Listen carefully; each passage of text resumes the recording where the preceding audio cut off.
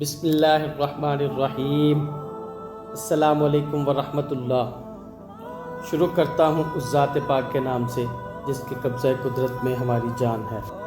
دوستو، حضرت خالد بن ولید رضی اللہ تعالیٰ عنہ 60 مجاہدوں کو لے کر 60,000 نصرانی عرب کے مقابلے کے لیے روانہ ہوئے۔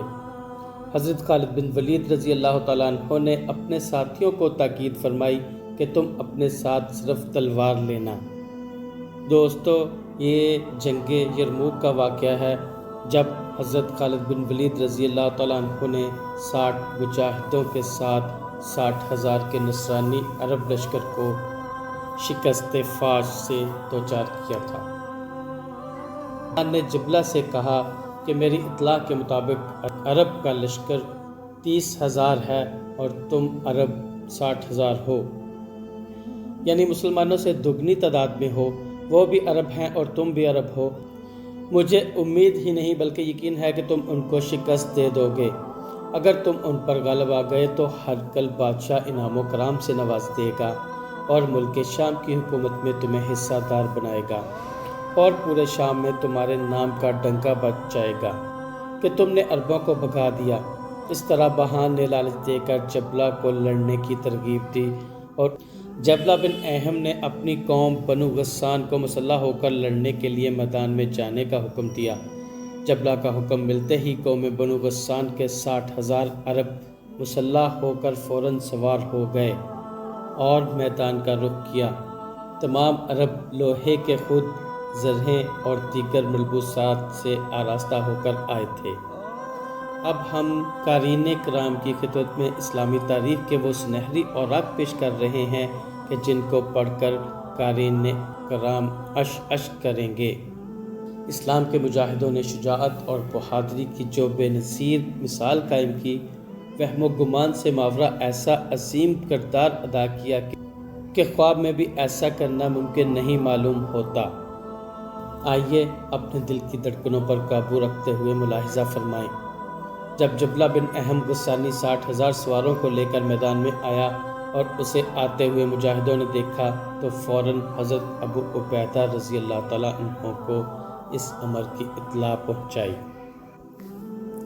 حضرت ابو عبیدہ رضی اللہ تعالیٰ عنہ نے مجاہدوں کو پکارا اور مسلح ہو کر میدان میں اترنے کا حکم دیا۔ تمام مجاہد اپنے ہتھیاروں اور گھوڑوں کی طرف دوڑے اور میدان میں جانے کا قصد کیا، لیکن حضرت خالد بن ولید رضی اللہ تعالیٰ عنہ نے پکارا کہ اے اسلام کے جانثاروں، ٹھہر جاؤ اور توقف کرو۔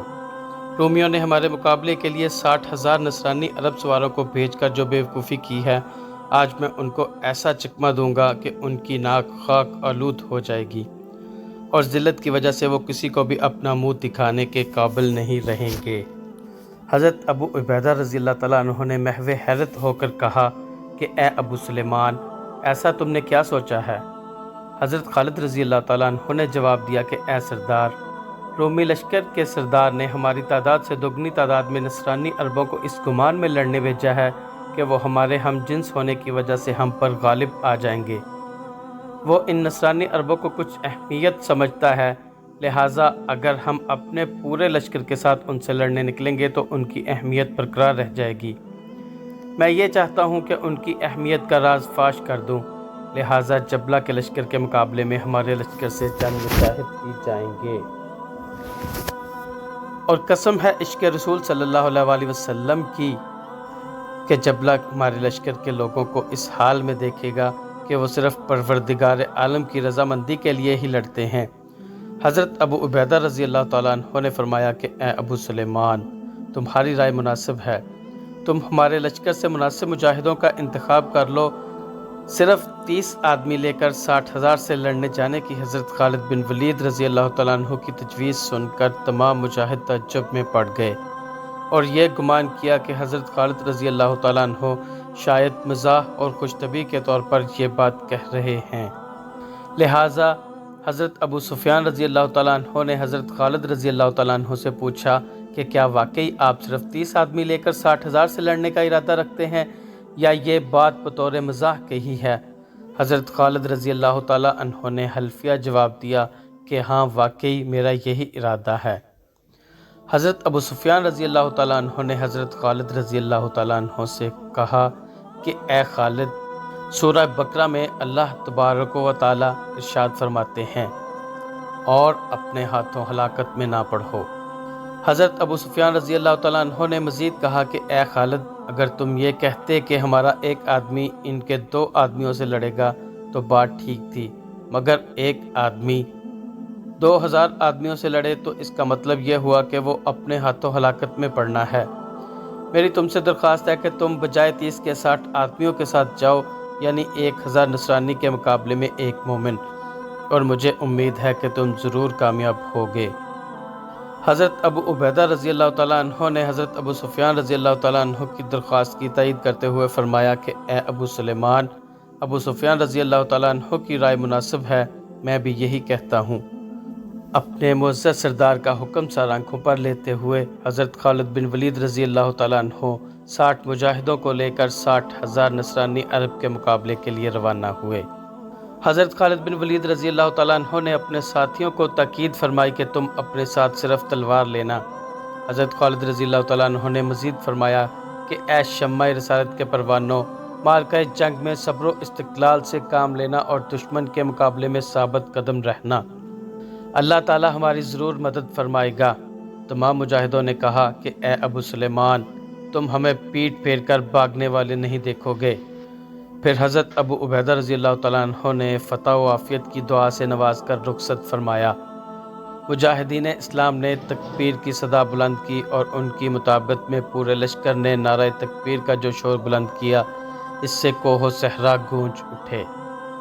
حضرت خالد بن ولید رضی اللہ تعالیٰ عنہ اور ان کے ساتھی جب روانہ ہوئے تو ان کے چہرے نور ایمان سے چمک رہے تھے، کسی کے چہرے پر خوف اور دہشت کا نام و نشان تک نہ تھا، بظاہر وہ موت کے منہ میں جا رہے تھے۔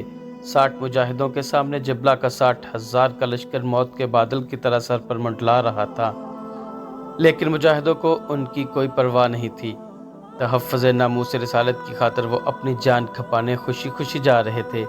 جبلہ بن اہم غسانی نے دیکھا کہ اسلامی لشکر سے چند اشخاص ہماری طرف آ رہے ہیں تو اس نے یہ گمان کیا کہ ان پر میرا رعب و خوف چھا گیا ہے، لہٰذا صلح کرنے آ رہے ہیں۔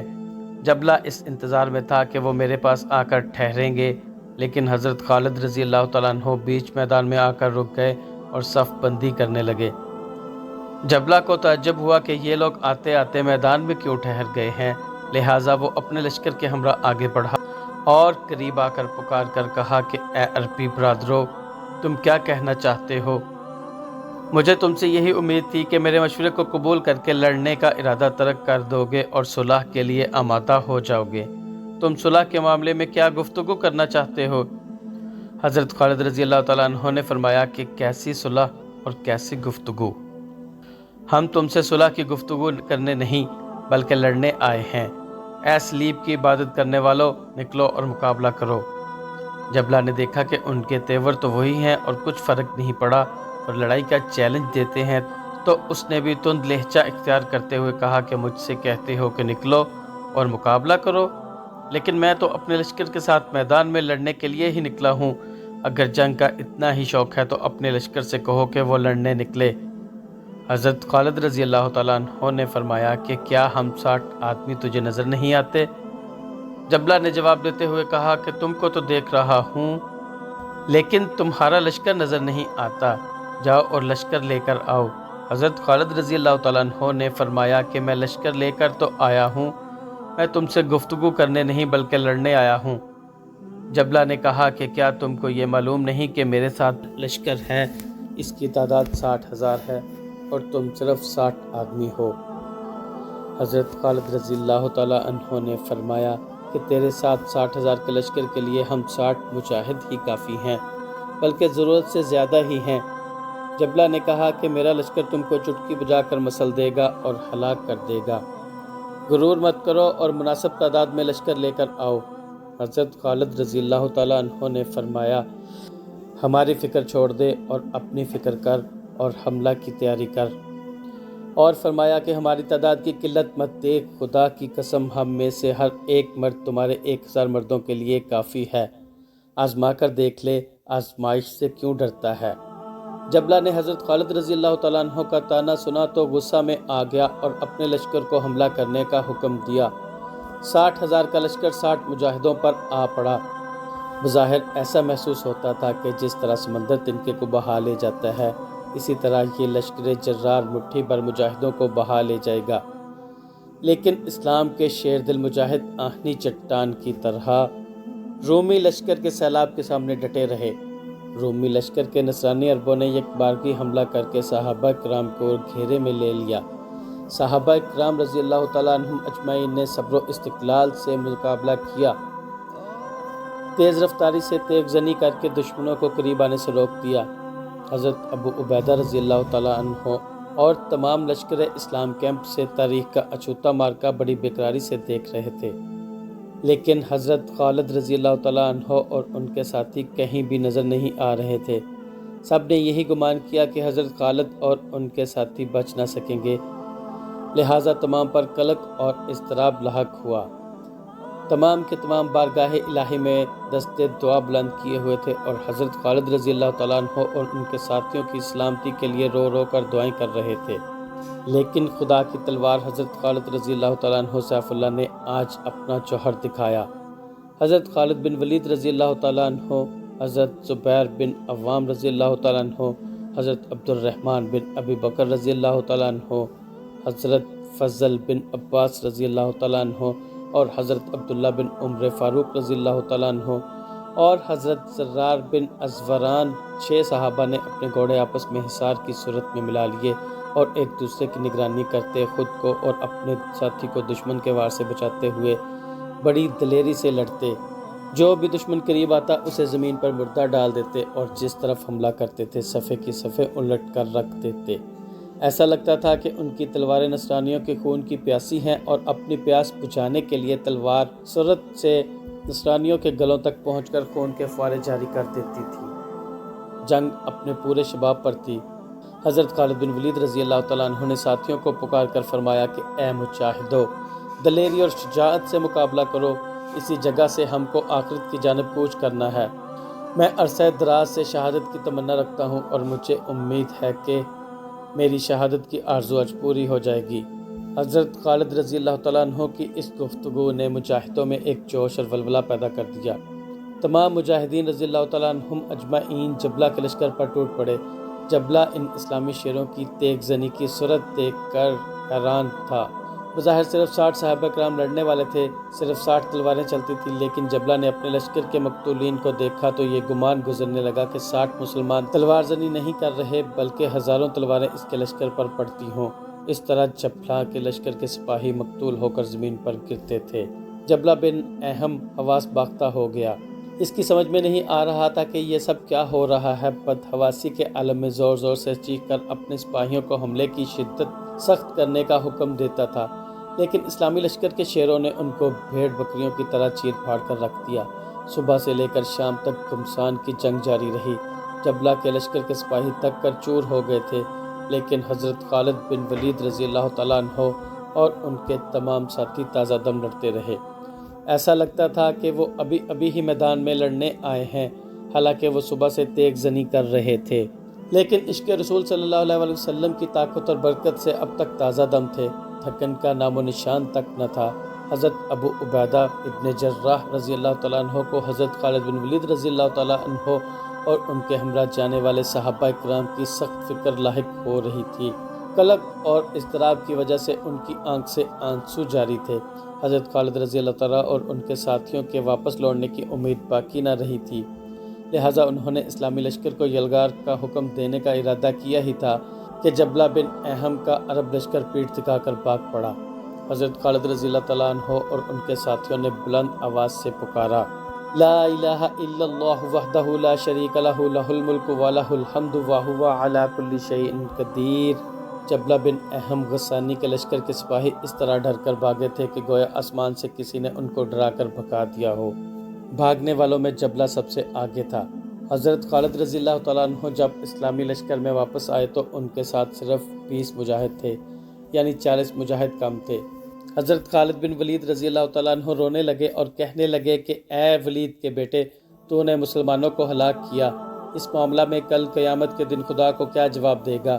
حضرت خالد بن ولید رضی اللہ تعالیٰ عنہ کے اس طرح رونے سے اسلامی لشکر کے کیمپ میں کوہرام مچ گیا۔ حضرت خالد رضی اللہ تعالیٰ عنہ کے ساتھ ساتھ سب رونے لگے۔ حضرت ابو عبیدہ بن جراح رضی اللہ تعالیٰ عنہ بے قراری کے عالم میں دوڑتے ہوئے حضرت خالد رضی اللہ تعالیٰ عنہ کے پاس آئے اور فرمایا کہ اے ابو سلیمان، توقف کرو، کیوں اتنے بے چین و پریشان ہو؟